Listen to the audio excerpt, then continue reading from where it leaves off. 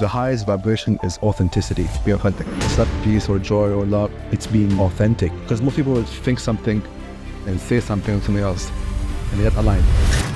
What is Aquafun? How do you explain it to people who have never been there? I went there with my kids a couple weeks ago. They're 6 and 7. We were up there for like 2 hours. And the rest of the day, we were all buzzed because everybody was really proud of themselves. Yeah. I'm in the business of creating happy memories. So that's the first layer. Everything in the world of product is a functional movement. I use psychology of colors. So the colors we use are very happy colors. So you don't have to feel that you are working out. So it's all these layers combined together to create that one. That's basically how it works.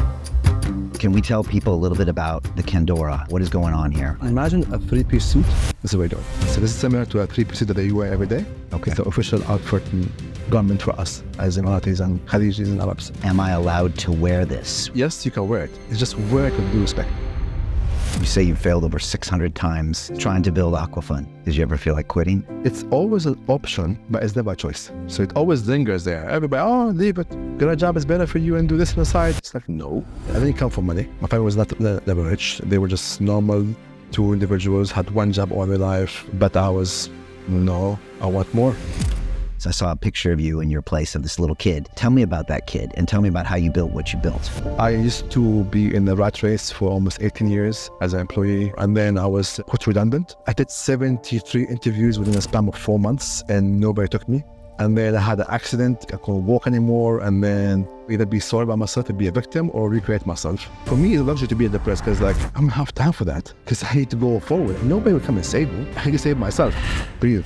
Come back to your body, be present, be in the moment right now, do what you can do and then move forward from there. So for me, that was the whole mindset behind it. And then start the business. We are all storytellers. We tell ourselves stories and we give them. So let the story you tell yourself be a story that makes you the hero.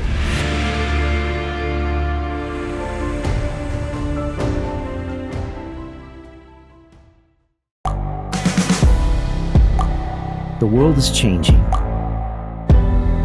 Inspiration is everywhere. It has never been so easy to connect, share, and bring people together. We're learning from others and finding the best in ourselves. Challenging our beliefs, sharing our vulnerability, overcoming our fears. Transforming ourselves so we can transform the world. How far can we go? This is London Real. I am Brian Rose. My guest today is...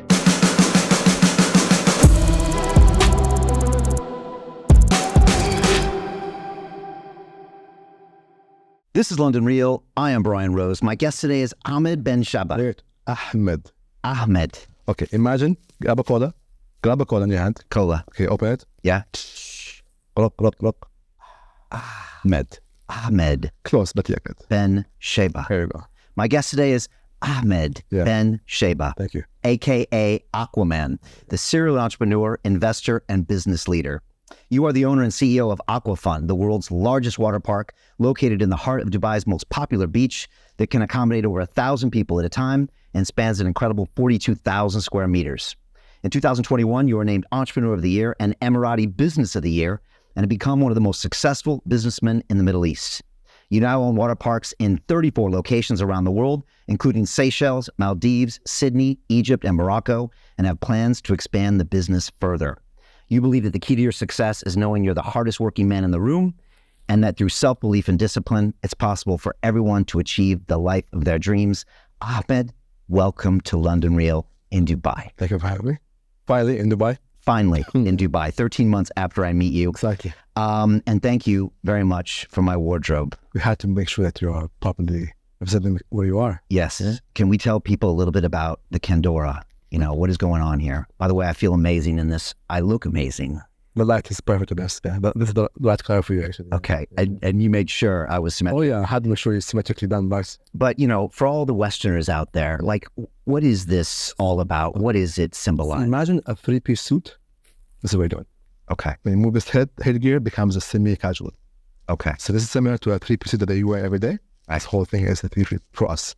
Okay. It's the official outfit and garment for us as Emiratis and Khalijis and Arabs in this part of the world, basically. Okay. And like every design is like a different part of the region. So this design wearing is more of an Emirati design.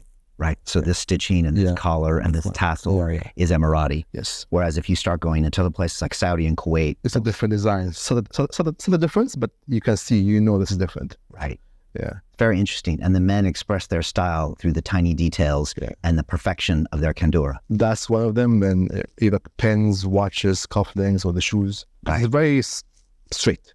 Okay. It's very, unified. So you cannot show, the colors or I'm doing this color, you're doing this color, but what else you can show your status? So one of the ways is either the pen, a nice watch, the cufflinks, the shoes, the sunglasses. These are the other stuff you can add to it to accessorize it to make it even look better. Right. Yeah. Now, the first question a lot of people say is, am I allowed to wear this when I'm visiting these countries or in these countries? And I think a lot of people don't know any better, so they never ask. But I think a lot of Western men are fascinated by this, and they want one, but they think it's maybe not okay. And the principle, yes, you can wear it. It's nothing else, but it's just wear it with due respect. That's it. Just don't be an idiot wearing it. You don't go around and lifting it up and being drunk and being loud and being disrespectful. That's it. So wear it with respect, with honor. This is, again, it's something nice. You look nice. You feel nice in it. Right. So wear it, but respectfully. Let's talk about respect, because that's important in this city, in this country, in this region, is respect. That's like a big thing. I mean, people talk about freedoms, people talk about this lifestyle here, but I feel like it really does come down to respect. Respect the laws, respect other people. Has that always been an important part of this region? Is it specific to the UAE? Because it seems important here. It is ingrained in the culture of being Arab. That's always been there. And respect is one of the biggest things that we have. Respecting me for who I am, the tribal thing, the power thing, the nationality, the religions, so many layers of it. But respect is very important because it allows people to, have some kind of limits and borders. Because if you have no respect for somebody else, you're going to cross lines and then you're going to go over their freedoms. And that's a problem. So respect brings tolerance brings community and gathering together. Right. And part of the reason this city is so successful is because of respect. Absolutely. I ask everybody visiting here to respect each other, respect the culture, respect the public. And so it's a very different experience than if I'm walking around London, where, quite frankly, there's a lot of disrespect going on. And that's the other thing. When people think they're just too free to do everything they do, it's a problem. Right. Yeah, have your own thoughts, but it doesn't mean that you have to make me or change it. Yeah, respect what I have, fine, move on. Because why you want to even change my point of view? You can tell me about it, but then we can be just civilized about it. Right. It's interesting because in the West, everyone talks about freedom. But when that freedom extends to everybody doing whatever they want, getting in other people's business, disrespecting them, violating some of their own comforts and space, then it's no longer a free place. Yeah. Like you need kind of rules when it comes to that. Yeah. So I met you 13 months ago, and I immediately knew you needed to be on this show. There was something about your presence, something about your energy. I'm sure you heard this before. Yeah. Talk to me. Where does your energy come from? You've heard this before. Yeah. Because it's something, the older I get, I can really pick up on people's energy. So I didn't know much about you, but I knew right away this guy was somebody. Yeah. And I needed to go deeper on what he's all about. So how does that happen? I think the highest vibration is authenticity. Be authentic. It's not peace or joy or love. It's be authentic. Because being authentic all the time is exhausting. Because that means you just don't give a F about anybody's opinion. You can be always true to who you are. So being aligned as a person, as in what I would think and what I would say, I would do is always going to be the same. So because most people would think something and say something and something else, and they're not aligned. So when you're aligned and you have this high level of, because your confidence is reputation with yourself. I say I'm going to do this, I'm going to do it. So there's a stack of just me saying I'm going to do these crazy things and actually go out and do them. So that's because confidence is a skill set. You get that, and that you only get by the willingness to try, the willingness to fail. Because most people are afraid to try, but to fail. For me, because I failed so many times, hundreds and hundreds of times, I became very comfortable with that. So it does not faze me. It's okay, fine, I fail. What happened? I lose money? Cool. I fail. Okay, I lose this. Okay. For me, I look at it as like either you learn from it or you grow from it. You never lose. You never lose. This is how you see it. It's your perspective on things. And so that's what gives you this Yeah, I authenticity. think so, yeah. So you can be authentic, but not offend people. No, you don't have to. Like, I mean, to an extent, I'm very open for everybody, respect to everybody, to an extent. And then if I see you cross a specific lines, I will check you nicely and calmly. If there is more, I'll always do more. But it never crosses that line because people understand energy. They understand the vibration of somebody. Okay, this guy is somebody that we do want to do anything. And again, it's not because I'm cocky, it's come from confidence, and the confidence comes only from me failing and getting up, failing and getting up. It's just, we all fail. It's just how high that bounce back. And that's basically it. The genius thing I did is I never quit. That's it. You say you failed over 600 times. 17 times the first year. Your first year, 617 times Resistance. trying to build Aquafun. Yeah. Yeah. Talk to me about this journey, because most people see an Emirati with a business and they'll assume maybe it was given to you. Yeah. Maybe I'm wrong. Maybe it was. Yeah. But I mean, I've spoken to a few people that I know here and they said, no. This guy is self-made. Yeah. This guy came from not privilege and he built this. I saw a picture of you in your place of this little kid. Yeah. A little kid. And tell me about that kid and tell me about how you built what you built. And do people assume that about you? All the time. And again, I get it. This perception and generalization about, okay, you're Emirati, you were born with a silver spoon, the guy would help you got this. Yeah, I wish it was with me the case, but it wasn't. And that's absolutely fine, because again, I will never change the journey that I had to go through to reach where I'm reaching right now. I used to be in the rat race for almost 18 years as an employee, as a project and events manager for Solna for very big events. And then I realized I'm always, every year and a half, I'm changing my jobs. Because I demand growth. I'm a high performer. Like say my target is 300 in a year, I will do 300 in the first quarter. So you get me, so I want more. They said, no, you can't give me more. I leave, next job and so on. So always, I want more. And then I was put redundant in the last job I was in, because my next level was CEO and they were apparently threatened by me. Not sure why. And I did 73 interviews within a span of 4 months and nobody took me. Because, you're Emirati, you're educated, you're experienced, your entry level is director, and we can't afford you. And then I had an accident and had a slip disc, I couldn't walk anymore. And then, now I'm 30 years old, I was unplugged. I lost everything I was when all my youngster times. And now either be sorry about myself to be a victim or recreate myself. And 40 days in bed all the time, I'm in my head all day. So I faced every single demon I was running away from when I was younger. And then... Such as what? So many things, just like doing things. It's 30 years of like me going hard in life. Very hard. People you hurt, people who hurt you, things that happened to you, things that you had no control on and you had control on, and all these things, So you had to go and be okay with that, accepting these things. And that's the thing, one of the biggest things that I have is the level of acceptance that I have. That's why I don't have something called depression or anxiety. I don't understand these two words. It's like, but I'm depressed. Like, yeah, it's a luxury. It might sound weird. Like luxury is like, yeah, for me, it's a luxury to be depressed because like, I don't have time for that. Because I need to go forward. I need to go move forward. Like, okay, I'm depressed. I'm a victim. Okay, now what? Nobody will come and save me. I can save myself. And that's why I did. Because again, I think acceptance is the biggest key. Because what happened to you, you need to be accountable. What happened? Where did you do wrong? What happened to you? And some things you don't have no control on them. Khalas, done. You understand that. You accept that. And you move on. It doesn't become now something you carry. It's just something you climbed. And anxiety is the same thing. Is you control the outcomes. And like that, you can't do that. So you always it's like your soul leaves your body and is wandering in this place called future that doesn't exist. And it's creating all these crazy scenarios. Breathe. Come back to your body. Be present. Be in the moment right now. Do what you can do and then move forward from there. So for me, that was the whole mindset behind it. And then start the business.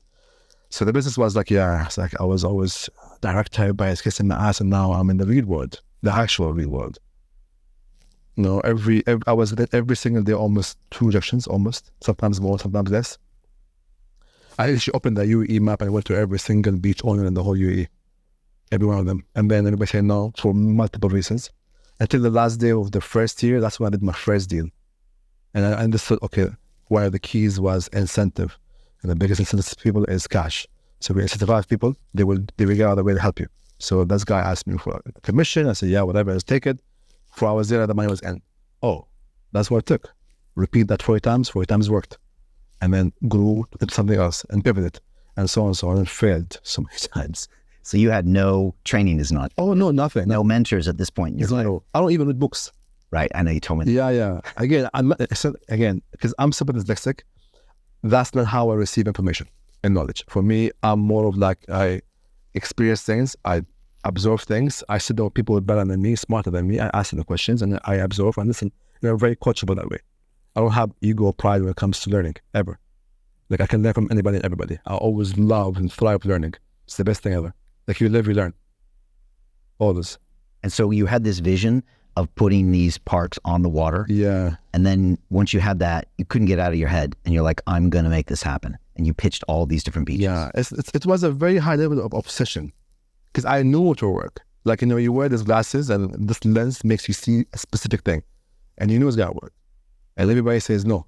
You had heard like some parents at a beach that said, there's nothing for our kids to do while they're here, which is common. I mean, you take kids to the beach, they play with sandcastles for a while. Exactly. You want to get your chill on and then there's nothing to do. Yeah. Right. I was like, okay, there was like a bunch of triggers happening all at the same time. One of them was like, I was on the beach. I heard parents next to me. It's like, hey, I wish my kids had something to do. And then I was in the yacht and everybody's drinking and smoking. I don't drink, I don't smoke, I don't do none of these things. So I was bored out of my brain. And again, because I'm dyslexic, I'm very visual. So I'm sitting down there and it's like, I wish there was some kind of a slide from the boat top to go down there. And then I researched that existed. And then, I just start pitching that everywhere. And everybody saying, no. So I knew I needed to do it myself afterwards. So I needed to get money for it. So I had to get a side project or a side product that I can sell to make money to do this myself. That's what I did. Where was your first one? Memzer Park and Abu Dhabi Park. Well, Abu Dhabi Corniche, both at the same time. Okay. Biggest mistake ever. Was it a somewhat success at first? Or did you? Yeah, it was so much success that it became a failure very fast. Okay. Explain that. This is one of the mistakes that I keep preaching to people. Never get investors too early in business. Because first of all, you might lose equity. Number two, you still don't know what you're doing. So this is people's money. It's not your money. So losing is going to be a big, big problem. And that's what happened. I had a partner with me, so let's get an investor. And we did that after a while. And then I was handling more of the operation and the marketing part, which is I'm very good at. And he was handling the back end, which is the financial and legal part. And we got into contracts that had a lot of bad close. We were doing the project and so on. And then they rushed us to do the project right now. So we had to ship everything via air instead of sea. That's a good 20x cost. And then instead of hiring our own staff, we had a third-party company. That's a big cost. And then after 4 months of operation, the landlord says, stopped us, hey, you said you're going to make only this much money, but we know you made that much money. So we need to rechange your contract and make us the contract again. It's like, what? And they were government. So they closed us. And it's like, so now we can't make money, we can't pay money, and so on and so on. So we stopped. And then we tried to get some more money for operational costs. We couldn't have that, so everything. And then all the suppliers came at us again. And then my partner just ran away. So for the next 3 years, I'm just paying debts. So I was fighting the first 3 years to go back to zero. And debts in this region are serious business. Yeah. Is it the jail or jail? Right, jail or jail. Yeah, whereas in the UK or America, there's no jail for debts. Yeah, I don't know. There's huge jail. The stakes are high. Yeah, jail and like we pay up. So that's why I learned that's where I started getting my first business advisor, a first mentor and advisor to be with me all the time. And that helped me understand negotiation, streamlining, packaging things differently. And then we started negotiating everything down. And then we managed to get out of it in 6 months. Okay. Yeah. Did you ever feel like quitting? How did you not quit in that scenario?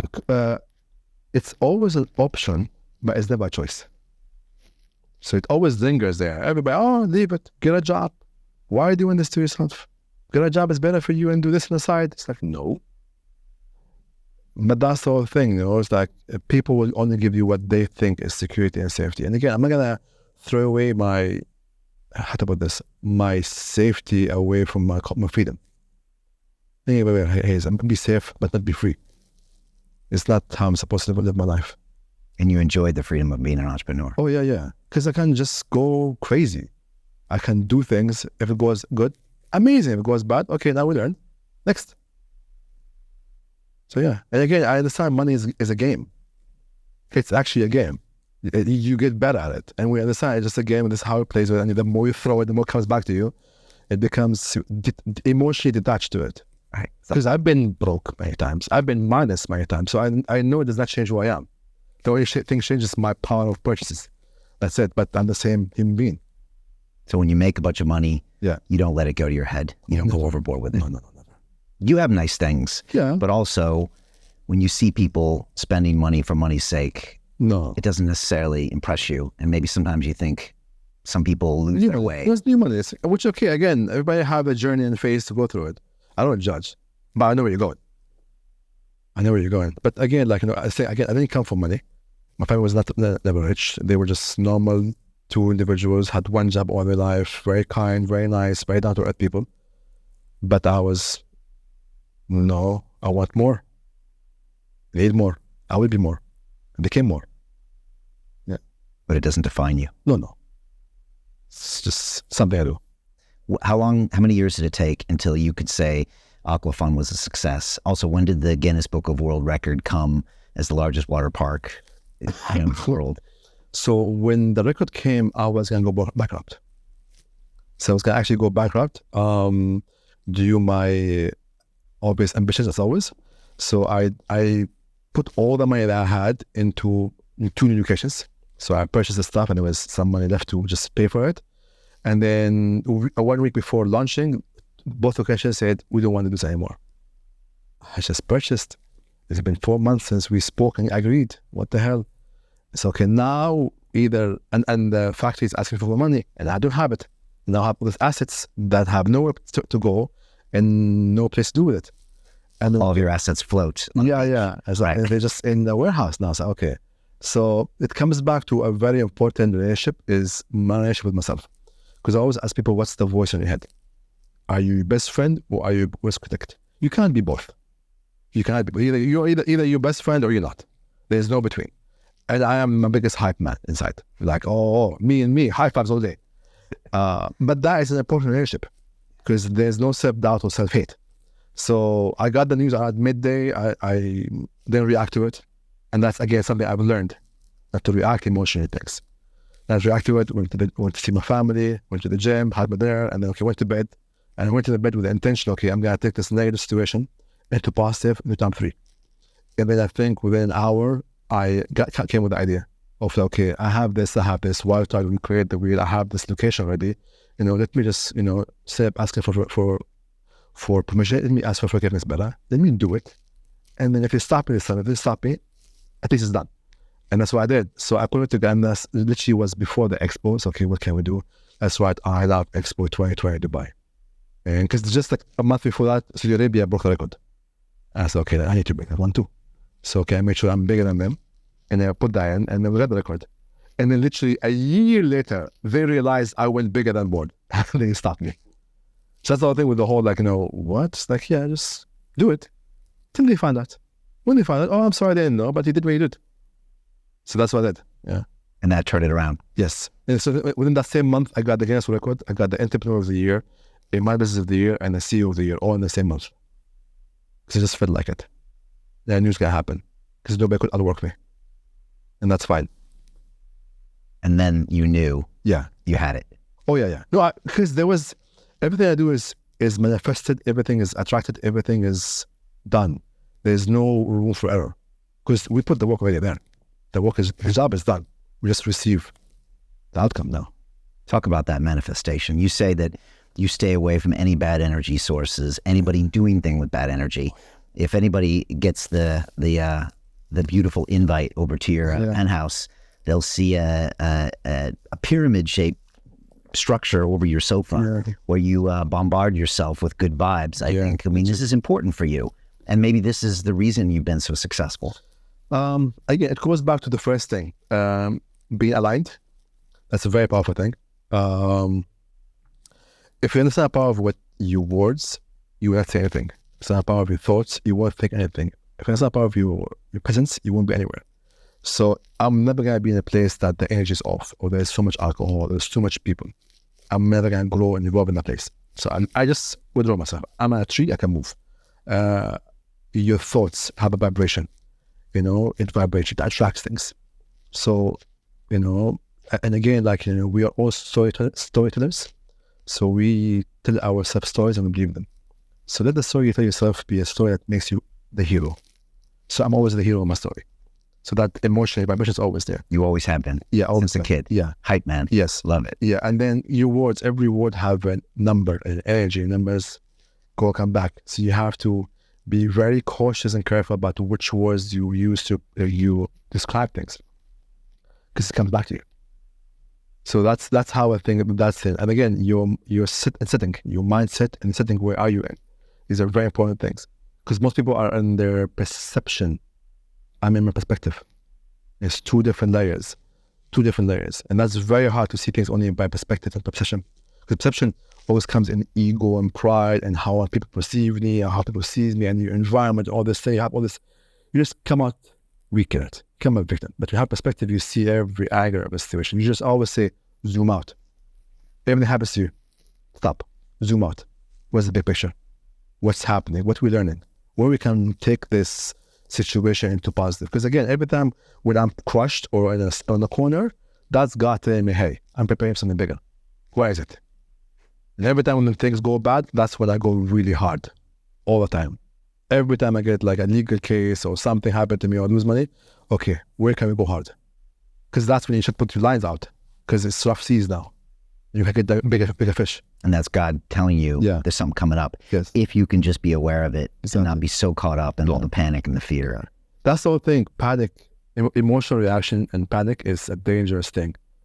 It's a very dangerous thing, Because for me, like, I learned in the hard way, breathe. Really just breathe. That is like when you breathe, you have oxygen going back to your brain, you oxidize your blood, and actually you calm down. Your tension in your shoulder goes down. And your brain can think and function differently. Okay, sit back, understand the data. What's the data of this? Remove the emotional aspect. What happened? Data. How it happened.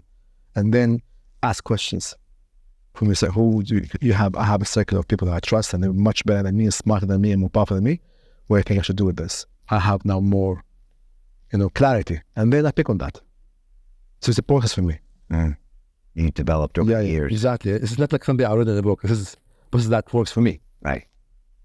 And now you've got it locked in. Yes. Okay. Yeah. Probably going to get better too. Oh, absolutely. And in 21, when you had all this success, in your mind, that had already happened in some way, because you've been putting in the work for many, many years.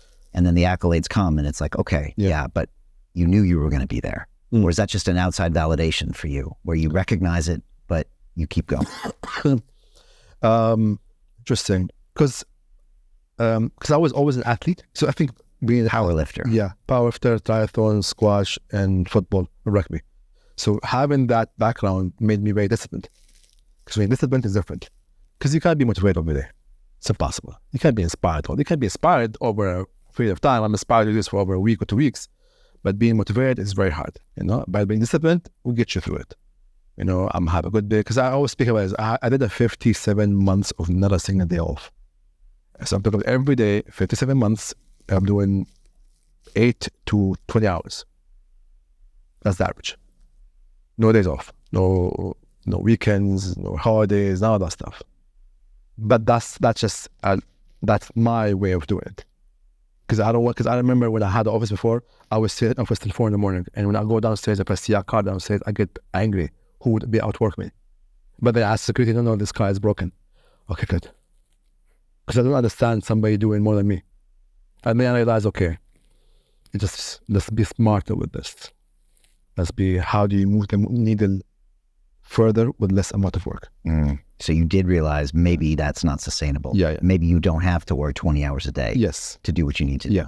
Okay. So now you do it more efficiently. Yeah, much more efficiently. Okay. But I still happily clock in 100 hours a week, no problem. Okay. Happily. Right. Like, it never scares me. I enjoy it. But you also say you could take 3 months off if you wanted. 4 or 5 months, no problem. Easily. But that's the difference, because again, here is a very interesting point of view. Most people are, how to put this, the word entrepreneur is thrown everywhere. It's a sexy word now.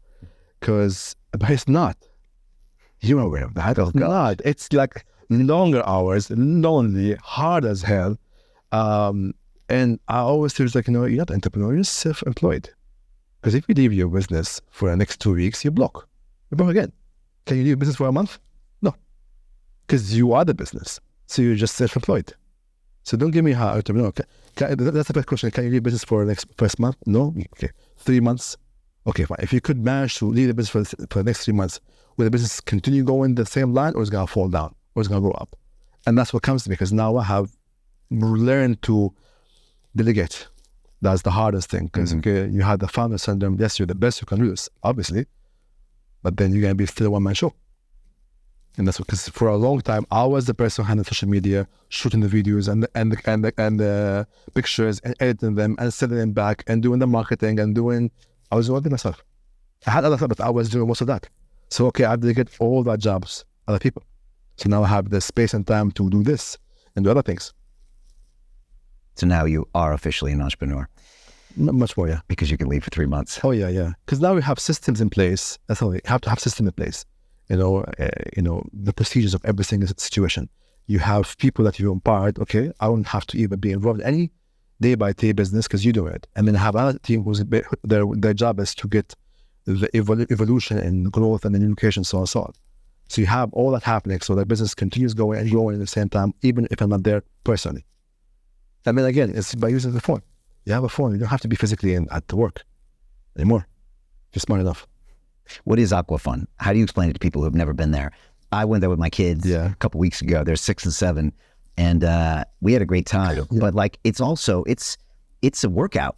And by the way, we hit both unicorns. Just saying, both unicorns. Like we went the whole way. And my 6-year-old, honestly, he became a little bit of a man that day because he was panicking. He's floating around in the water. He's like, I want to go home. I'm like, we're going to that second unicorn.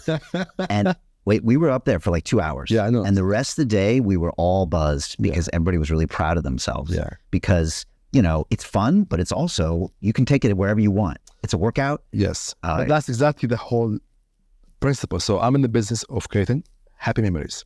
Okay. So that's the first layer. So all the social media is all real people having real fun, and we documented that. Nothing's fake. So in Arabic we said, ألعب ظهر, ألعب صدر. ألعب means I play. So I'm working. So I'm not working out. I'm playing chest. I'm playing back. So it's playful. Shouldn't be a work. Should be play. Okay. So for me, how do you do an outdoor workout but without knowing it's a workout? So if you remember, everything in the water park is a functional movement. It's all functional movement. The monkey bar, the rope, the climbing, the steps, it's all functional movement. Even walking on the floaty thing that's moving. That's core. Yeah. That's core.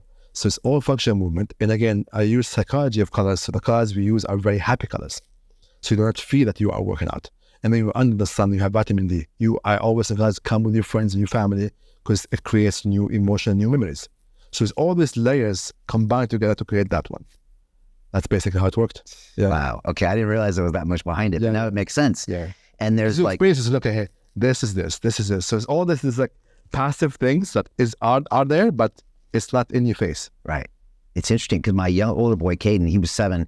He went ahead. He went up like a big water slide himself, slid off that thing. He was like swimming ahead, and it's kind of like little bits of open water. And I'm like, wow. Mm. And then the younger one saw that. He's coming with me. And then some things are hard. Like it takes some strength, some upper body strength. And again, it's a very interesting way for me to know people. Okay. Because like, you know their mind power, willpower from that. Because you'd be surprised, a lot of people will quit too fast. Oh, I can't do this. So, okay. I always say, don't think, just go. What's the worst case scenario? You fall in the water, you already wet anyways. Yeah. That's it. So I always put it that way. What's the worst case scenario? You get fall in the water. You have a life jacket. You're already wet. Go. Try it.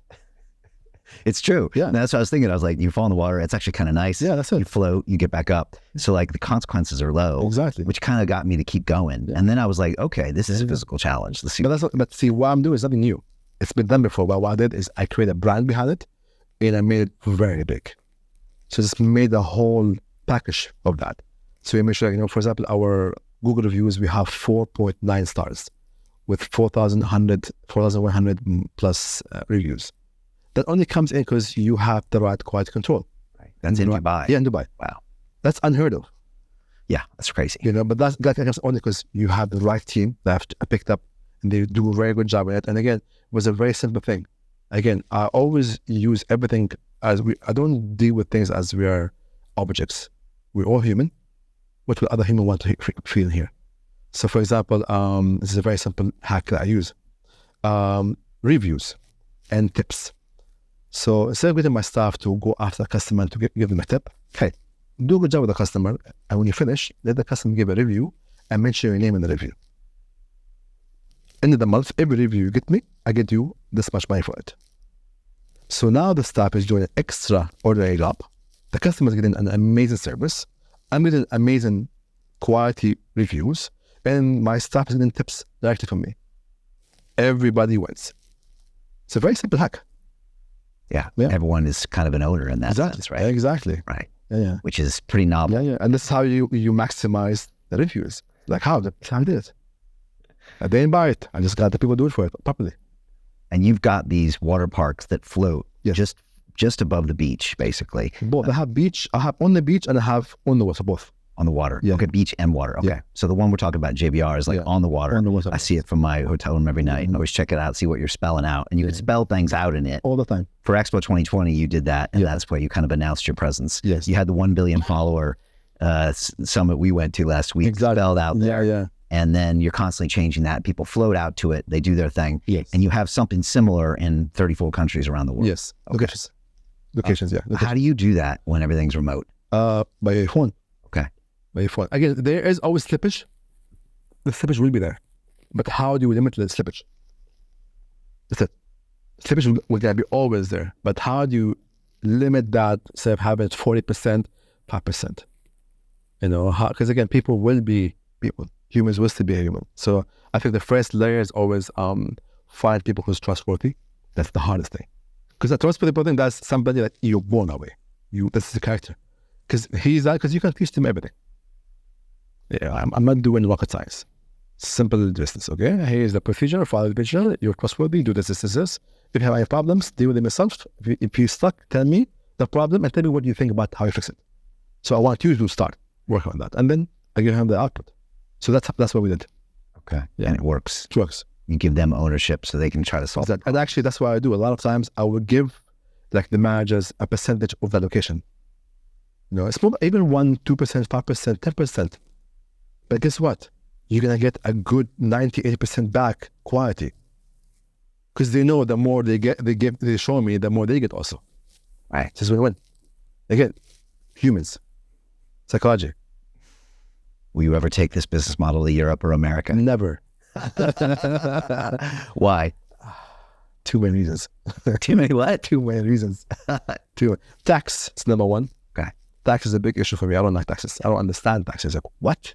Like when I hear people in the Western world pay 40, 50, 60% tax, I was like, wow, you're dumb. It's like you work 5, 6 months, 7 months of the year for free, basically. That's what you're telling me. For what? For no safety, average education, below average healthcare. It's like, why are you even doing that?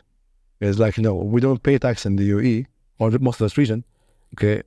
No, but we get the most safest places in the world. We get amazing healthcare, and educating here is superb. Yes, we pay for it, but if you make the math, it's cheaper here than there. Right. Do the math. And Dubai was almost founded on this principle. Like, even go back 100 years, it was like, we're going to be a center of trade, and we're not going to tax you, which was kind of unheard of for a port back in the day, as far as the research I've done.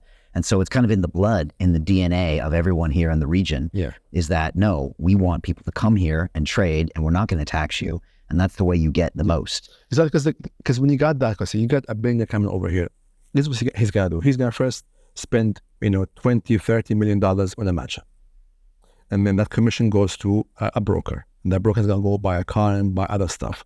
And that billionaire is going to go shopping to the malls. He's going to eat in expensive restaurants. He's going to buy other cars. He's going to buy jewelry. He's going to go back and invite his family and friends over. So that money is being spent in the country. So he's having a cycle and it's moving there. So it moves GDP up. So instead of like, no, you cannot, you have to, come over.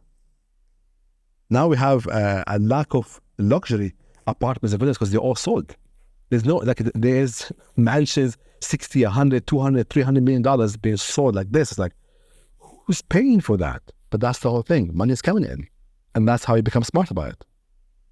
So you look at the West and you're like, what are they doing here? Yeah, that doesn't make sense. I even stopped traveling to the West now. Yeah, tell me about that. You don't go to America anymore. Oh, yeah, Yeah, I invited you to London. You said, I'm not going. Never again. Why? Why would I do it to myself? Like, I cannot wear this watch there. I cannot dress up this way. I cannot be fully free and aware because, it's like, it's unsafe. There's all this like weird non-beliefs that has been normalized. Like, you normalize a lot of wrong things. It's like just for the sake of like freedom. And for me, it's like, no, that's not how we are built as humans, as real aligned humans. And again, like, especially in the summer, I don't go to Europe at all. I go south. Because everybody's going there. It's hot. It's expensive for no reason. It's unsafe. And it's like, why would I sit down and queue to go for dinner? I'm not a peasant, with all respect. Sit down and queue for an hour to have lunch? Why? And it's not even that good. So you're talking about like south of France or whatever. Yeah. Mykonos, South France, London, all these places, it's like, I call them herd travelers. Just, we're all there. Let's go over there. We're all there. I don't do that shit. Well, let's talk about the West, because the West has this air of superiority. They laud their democracies and their fairness and their freedoms. Mm-hmm. And yet when we go there, we see streets that are dangerous. Look at Los Angeles, look at New York, look at London. Yeah. You see places that are broken, healthcare system broken, yes. NHS, transportation system. I mean, I ran to be mayor of London in 21. Everything's broken. And with democracy, every 4 years you get a new mayor, but you need somebody with a 20-year plan, 30-year plan to fix anything with that city. Yeah. If you do that as mayor, the next guy will get credit, so nobody does it. Yeah. And you're looking at these systems, and they don't even know. It's broken. They don't even know they're broken. That's the thing. Yeah. And they look over here to the Middle East or this area, and they say, "Oh yeah, don't you wish you could be us?" Yeah. And yet, something doesn't add up here. Yeah. And they look at this area and they say, "Oh, you don't have freedoms. Oh, you can't do this. You can't do that." It's an illusion. It's an illusion. Okay, so let's go back to, a good example that you like, COVID days. COVID. When you guys were trying to scramble for tissues, the towels, and we had offers on them. When your supermarkets had empty shelves and we had just overstock. Okay, when we had low mortality rate and you didn't. When we could build a 3,000 field hospital in 48 hours with every single thing in it, with doctors and machinery and nurses, not even been used. Again, see again, how is this working for us? Because again, yes, I understand. Again, in this part of the region, we have a monarchy, and this monarchy works. And it only works because the monarchy knows and understands that it needs to put their money into the country itself. So they invest in logistics and infrastructure and people. And that's the very important, people. Because here they understand that the asset is the people. It's not only the roads. It's good to have all these things. But so we have every year something called the Government Summit, and we have the leadership programs. So every year they graduate almost 200, 400 people who are made to be leaders. So they learn everything from public speaking to managing people to leading people, all the stuff. That's unheard of. And the sequence from having a thought into a law that improves people's lives is very fast here. So the rulers here are very in touch with everything. Like the mayor of London can't drive in London alone in his car. He can't walk in the mall. Ours does. So again, that's the difference. Feedback's very important here. When you land in an Emirati plane, within seconds, they're asking, how was the meal? How was the flight? How was the entertainment? Every government organization. Because you judge them that. Because we have a competition on your rating. So they always announce the top 5 and the lowest 5s. And lowest 5s will have almost, I think a month, 2 months to improve their grading, or they all get fired. Okay. So it's real. It's very competitive. Right. It's all about the customer experience. Yeah. I always say this place is run like a business, not a country. Some people say it is a business. But it is a business. Right. You're an entrepreneur. Yeah, so it is a business. Yeah. We understand that it's a business. And that's how it works. I think you said once that most monarchies don't work. Yeah. But this one does. Yes. Why? Again, because they understood, because when they were young, they traveled the world. And they saw how Singapore is doing it, how London is doing it, so they took ideas from everywhere and they did here. Like downtown is done by Singaporeans. They got the best brains and people in Singapore. They did it for them. So again, like, okay, we have the money. If you want to do this, let's do it. So they bring the best in the world and let's do it together. And again, it's constant improvement. They stopped working, which has like literally, I think last week, they've changed 4 heads of 4 big government entities because they were not doing very well. There was complaints about them, moved the actual chairmen. That's big. That's big. That's huge. Yeah. Most people have government jobs for life. Yeah, well, that's okay. You're not doing your job well. Next. To continue watching the rest of the episode for free, visit our website londonreal.tv or click the link in the description below.